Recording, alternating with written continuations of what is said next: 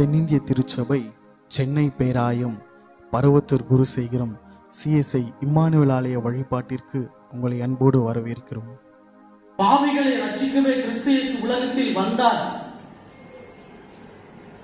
தவிர நலமாயிருப்பவர்களை அல்ல.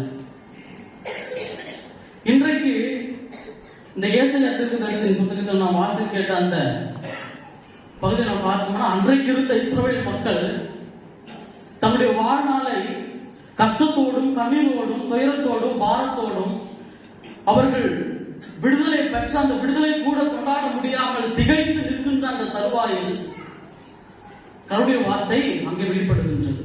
இன்றைக்கு நான் உங்களிடத்தில் பகிர்ந்து கொள்ள முடியாய் நான் ஒரு 3 தலைப்பின் கீழாக உங்களிடத்தில் என்னுடைய செய்தியை நான் பகிர்ந்து கொள்ள நான் விளைகின்றேன். ஒன்று, இருள் மற்றும் துயரத்தின் வாயிலாக ஒரு புதிய விடியல். நான் எப்பொழுது ஒரு புதிய விடியலை என்னுடைய வாழ்நாளை நான் காண்கின்றனோ அப்பொழுது எனக்குள்ளாய் கிறிஸ்து பிறந்திருக்கின்றார். இன்றைக்கு நாம் அநேக இடங்களில் நாம் ஓரம் கட்டப்படுகின்றோம், அடக்குமுறையில் நாம் தள்ளப்படுகின்றோம். இல்ல வேலை செய்கின்ற இடமா இருக்கலாம், படிக்கின்ற இடமா இருக்கலாம், நம் உற்சாக உறவினத்தில் இருக்கலாம், நண்பர்களிடத்தில் இருக்கலாம். இந்த உலகத்தின் காரியங்களில் நாம் அநேக நாட்களில் நாம் ஓரம் கட்டப்படுகின்றோம். நமக்கான ஒரு விடியல் எங்கே இருக்கின்றது? பாவத்தினாலும் அக்கிரமத்தினாலும் அநியாயங்களினாலும் திகைத்து அடுத்த ஸ்டெப் போக முடியாமல் தவிக்கின்ற அந்த கூட்டத்தின் மக்கள் மத்தியிலே கர்த்தருடைய ஒளி.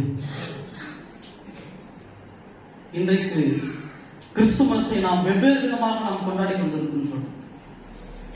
கிறிஸ்துமஸை நாம் புதிய ஆடைகளாலும் இல்ல அன்னைக்குதான் நல்ல பிரியாணி ஆளும் தான் பண்றோம், சிறப்புடன் கொண்டாடுகின்றோம்.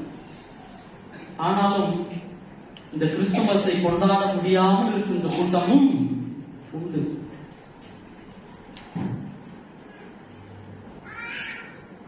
நான் கொல்கத்தா மாகாணத்திலே 2ஆம் ஆண்டு நான் இறையில் படிக்கின்றேன். கடந்த மாதத்திலே ஒரு கிராமத்துல எங்களை என்ன பண்ணாங்க, செய்முறை தேர்வுக்காக அனுப்பியிருந்தார்.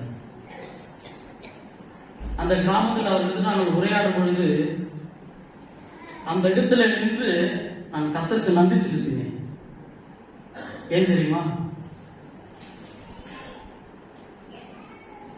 கடவுள் எங்களை சிறப்பாய் வழிநடத்தி வருகின்றார்.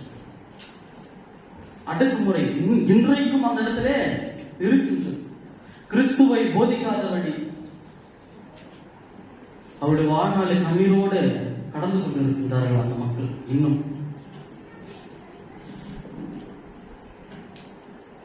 இன்றைக்கு நாம் சிறப்பாய் கிறிஸ்துவின் பண்டிகையை நாம் கொண்டாடும்படி கடவுள் நமக்கு நல்லதொரு வாய்ப்பை நமக்கு அருள் இருக்கின்றார்.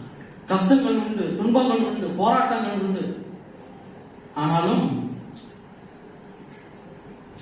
மத்திய 28ஆம் அதிகாரத்தை நாம் வாசிக்கின்றோம். உலகத்திலே போராட்டம் உண்டு, எதிர்கொள்ளுங்கள், நான் உலகத்தை. கிறிஸ்து நமக்குள்ளாய் வரும் பொழுதுதான் ஒரு புதிய விடியல். இன்றைக்கு நம்ம தென்னிந்திய திருச்சபையில் நம்ம கொடுக்கப்பட்டுள்ள தலைப்பினது ஒரு புதிய விடியல். அப்போ அந்த இடத்துல என்ன இருக்குது? அடக்குமுறை இருக்கின்றது, ஓரம் கட்டப்படுதல் இருக்கின்றது. அது எதுவாக இருக்கலாம். இன்றைக்கு நீ அப்படி உணர்ந்தால் கிறிஸ்து இன்றைக்கு உன் இருதயத்திலே பிறந்து உனக்கு ஒரு விடுதலை தர அவர் சித்தம் உள்ளவராய் இருக்கின்றார். அல்லேலூயா, அல்லேலூயா, அல்லேலூயா. அதற்கு நாம் நம்மை அர்ப்பணிக்க வேண்டும். நாம் என்னாலும் ஆயத்தமாக தான் இருக்கிறோம். அர்ப்பணிக்க தவறிவிடுகின்றோம். எப்பொழுது நாம் அர்ப்பணிக்கின்றோமோ அப்பொழுது கிறிஸ்துவின் புதிய விடியல் நமக்குள்ளாய் உதிக்கும். வாசியுங்கள், ஏசாயா 9:2 வாசிங்க.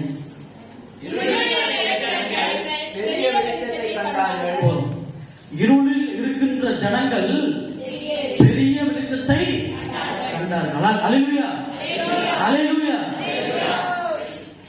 இன்றைக்கு நான் இருளிலே இருக்கின்றேன், இருள் என்னை ஆட்கொண்டு இருக்கின்றது, இருள் என்னை சூழ்ந்து கொண்டிருக்கின்றது, என்னுடைய வாழ்க்கையில நான் சுகமாய் நடப்பதற்கு ஏதுவா எவ்வித முயற்சிகள் என்னுடைய வாழ்நாளிலே இல்லை என்று இன்றைக்கு நீ நினைத்தால், என் வாழ்க்கையில் இருள் இருக்கிறது என்று இன்றைக்கு நீ உன்னுடைய இருதயத்தில் நீ துக்கம் கொண்டால், உனக்கான விடியல் இந்த கிறிஸ்துவின்.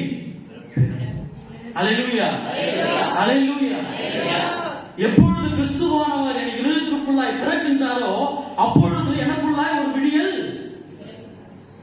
ஒரு பிரகாசம் எனக்குள்ளாய் இருக்கின்றது.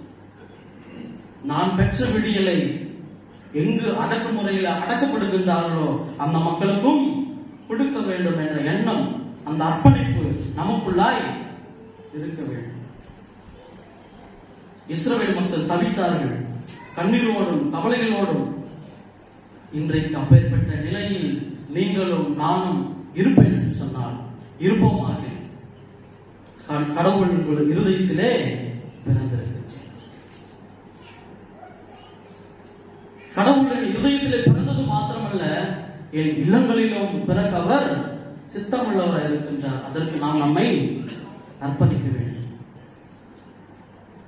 இங்கு பல்வேறு காரியங்கள் குறித்து இந்த கிறிஸ்துமஸை நாம் சிறப்பாய் நாம் கொண்டாடி கொண்டிருக்கின்றோம். வெவ்வேறு விதங்களில் நாம் கொண்டாடி கொண்டிருக்கின்றோம். இந்த கிறிஸ்துமஸை கொண்டாடாத மக்கள் உண்டு. இன்றைக்கு நாம் நன்றி செலுத்த நாம் அழைக்கப்படுகிறோம். இருள் மற்றும் துயரத்தின் வாயிலாக ஒரு புதிய விடியல். இன்றைக்கு துயரத்தோடும் கண்ணீரோடும் கவலைகளோடும் வியாதிகளோடும் வெளியில பார்க்கலாம், வெளியிறங்கமா சந்தோஷமா இருக்கலாம், மற்றவர்கள் பார்க்க முடியும். ஆனால் இருதயத்தை ஆழ்ந்திருக்கிறவர் யாரு? ஆண்டவராகிய கிறிஸ்து. உனக்குள்ளாய் ஒரு புதிய விடியல். இயேசு உங்களுடைய இருதயத்தில் பிறக்க அவர் விழைகின்றார். நாம் அர்ப்பணிக்க அழைக்கப்பட்டிருக்கின்றோம். தொடர்ந்து அடுத்த தலைப்பாக வாசித்த கலாத்தியர் 4:1-7 வாயிலாக புத்திர சுவிகாரத்தின் வாயிலாக ஒரு புதிய விடியல். இன்றைக்கு நாம் திருச்சபைகளிலே ஒரு சிறப்பான ஒரு திருச்சபையில் நாம் உட்கார்ந்து அப்பா பிதாவே என்று எந்தாவி புத்திர ஆவி நமக்குள்ளாய் கொடுத்திருக்கின்றார். எப்பொழுதெல்லாம் எனக்குள்ளாய் விடியல் வேண்டும் என்று நான் நினைக்கின்றனோ, எப்பொழுதெல்லாம் நீங்கள் உங்கள் உள்ளங்களிலே நினைக்கின்றீர்களோ அன்றெல்லாம் நீங்கள் அப்பா பிதாவை என்று அழைக்கும்படி அந்த சுதந்திரத்தை நமக்கு கொடுத்திருக்கின்றார். அல்லேலூயா, அல்லேலூயா. ஏன் தெரியுங்களா? ஒரு கூட்டத்தின் மக்களுக்கு இன்னும் அந்த சுதந்திரம் கிடையாது.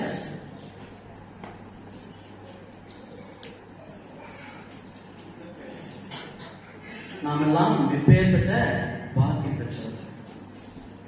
அந்த சுதந்திரத்தின் வாயிலாக நாம் நம்முடைய வாழ்நாளில் ஒரு புதிய விடியலை கண்டிருக்கின்றோம். அல்லேலூயா, அல்லேலூயா.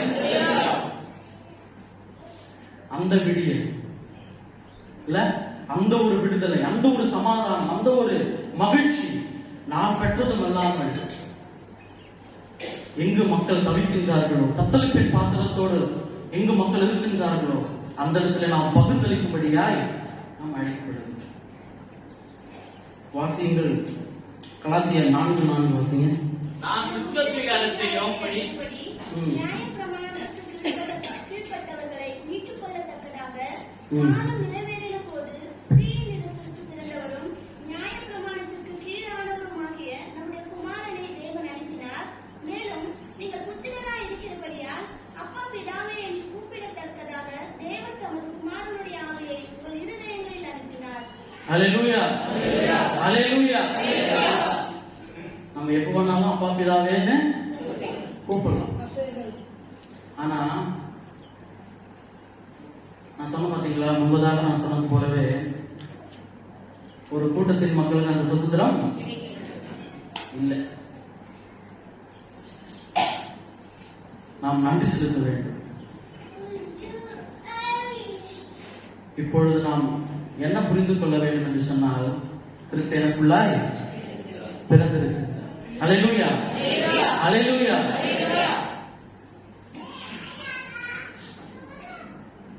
அந்த கூட்டத்தில் மக்கள் தவிப்பு, அந்த மக்களின் கண்ணீர் உங்களிடத்தில் இருக்குமாய் கடவுள் உங்களிடத்தில் பிறக்க அவர் விரும்புகின்றார், சித்தமுள்ளவராக இருக்கின்றார்.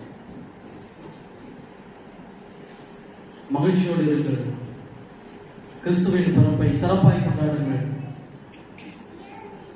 கடவுள் உங்களை வழிநடத்துவாராக. அடுத்தபடியாக கிறிஸ்துவின் வாயிலாக ஒரு புதிய விடியல். வாசித்த லூக்கா நற்செய்திகளை நாம் பார்க்கின்றோம். வாசியங்கள் லூக்கா 2:8 வாசியும். அப்பொழுது அந்த நாட்டிலே மேய்ப்பர்கள் வயல்வெளியில் தங்கி ராத்திரியை தங்கள் மந்தையை காத்துக் கொண்டிருந்தார்கள். அவ்வேளையில் கர்த்தருடைய தூதன் அவரிடத்தில் வந்து நின்றான். கர்த்தருடைய மகிமை அவரை சுற்றிலும் பிரகாசித்தது. அவர் மிகவும் பயந்தார்கள். முதல் காட்சி யாருக்கு? மேய்ப்பர்கள். அல்லேலூயா, அல்லேலூயா. கிறிஸ்து நமக்குள்ளாய் பிறந்திருக்கிறார். கிறிஸ்துவின் பிறப்பு ஒரு அரண்மனையில் இருந்திருக்கிறார். வானாதி வானங்களுக்கு மேலாய் பரமசிங்காசனத்தில் வீற்றிருக்கிறார். வானமும் பூமியும் எல்லாமே அவருடையது. ஒன்றும் அவர் அறியாத எவைகளும் இல்லை. முதலாவதாக மேய்ப்பர்களுக்கு காட்சி தருகின்றார். அந்த மேய்ப்பர்கள் ஏன் முதலாவது மேய்ப்பர்கள் காட்சி தராரு? அவர்கள் காத்து கொண்டிருந்தார்கள். என்றைக்கு நம்மை ரட்சிக்கிற மெசையா வருவார் என்று கேட்ட அந்த செய்தி கேட்ட உடனே மிகவும் பயந்து, அது சந்தோஷத்தில் வருகின்ற பயம்தான். அருமையான திருச்சபை மக்களே, கிறிஸ்து உங்களுக்குள்ளாய் பிறந்திருக்கின்றார் என்ற விசுவாசத்தோடு நாம் கடந்து செல்வோம். கிறிஸ்து என் இருதயத்துக்குள்ள பிறந்திருக்கின்றார். என் கரங்களிலே நான் அவரை கூட்டிக் கொண்டு என்னுடைய இல்லத்திற்கு நான் செல்லுவேன். என் இல்லத்திலும் கிறிஸ்து பிறந்திருக்கின்றார். பிறந்த கிறிஸ்துவை நாம் தொழுவது மாத்திரமல்ல, மற்றவர்களுக்கும் ஈன்றளிக்க வேண்டும் என்ற எண்ணத்தோடு நாம் கடந்து செல்ல நாம் அழைக்கப்படுகின்றோம். கிறிஸ்து என்பவர் நமக்கானவர். அது இஸ்ரவேல் ஜனங்களுக்கு மாத்திரம் கடவுள் அல்ல. இன்றைக்கு பல்வேறு கான்ட்ரோவர்சிகள் இந்த பைபிள்ல இருக்கு. எங்க பார்த்தாலும் இஸ்ரவேல் ஜனங்கள், இஸ்ரவேல் ஜனங்கள். ஏன் பரம்பரை ஜனங்கள் வரக்கூடாதா? இல்ல அரப்பான ஜனங்கள் வரக்கூடாது? அவர் எல்லாருக்கும் உரியது, எல்லாருக்கும் தேவனானவர், உனக்கும் எனக்கும் முதல் தேவனானவர். மகனே, மகளே, இன்றைக்கு நீ கண்ணீரோடும் இல்ல தத்தளிப்பின் பாத்திரத்தோடு வந்திருப்பா என்று சொன்னார். கடைசியா பரம்பரை நம்ம சொல்லிட்டு போறாரு, என்னுடைய சமாதானத்தையே.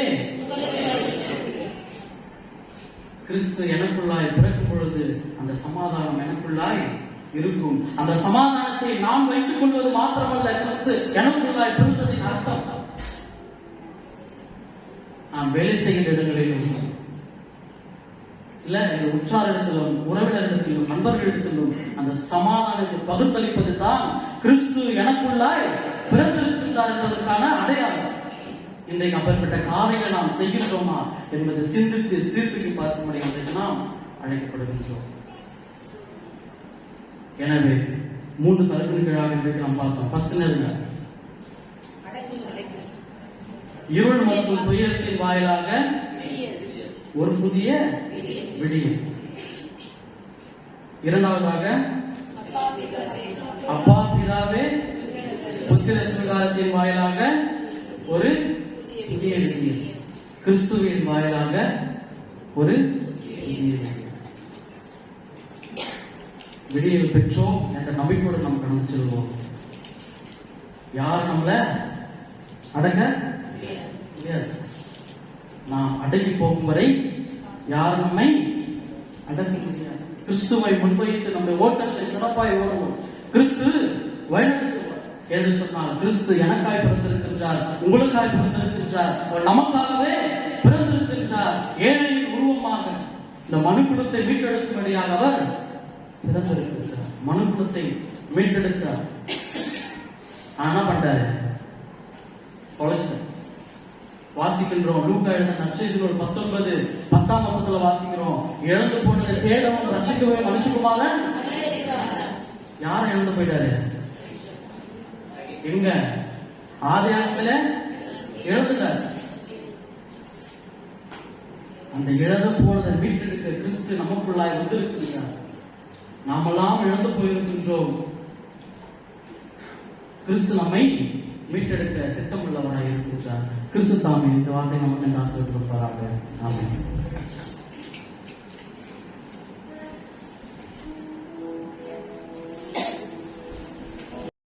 தொடர்ந்து எங்கள் ஆராதனை மற்றும் ஆலய நிகழ்வுகளை காண CSI Emmanuel search north Paruvathur சேனலை சப்ஸ்கிரைப் செய்யவும். நன்றி.